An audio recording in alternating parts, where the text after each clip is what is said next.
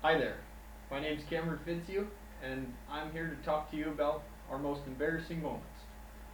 Now, every young boy has an embarrassing moment when a very pretty girl comes up to him and he makes a complete idiot of himself.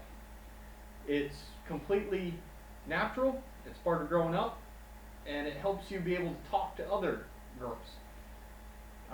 The girl that did this to me, actually, we began to date, and now 5 years later, I'm marrying her in a few weeks.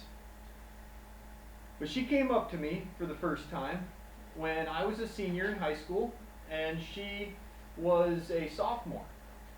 Uh, it was after spring sports. She ran track, I played baseball. And it was one of those days in Western Washington where God opens up the heavens and just absolutely monsoons us. It was raining sideways.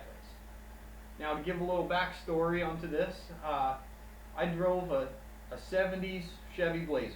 And for those of you that don't know what a Chevy Blazer is, it is basically the Chevy version of the Jeep, where the whole roof of it comes off of the truck. And you can drive around like a convertible truck.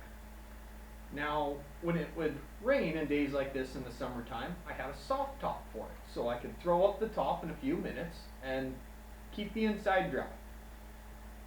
Whereas the hardtop would take four guys and an hour to lift it back up onto the truck and bolt it down. Well, she came to me after practice and said, "I need a ride home." I said, "No problem. Go ahead and hop in my truck. I'm going to go change in the locker room." When I came back out of the locker room and looked into the parking lot, something clicked. When I put the top up that morning before school, expecting the rain, I had forgotten that I lost the piece that connected the roof to the top of the windshield. So I drove to school that morning hanging on to my roof as I was driving down the road.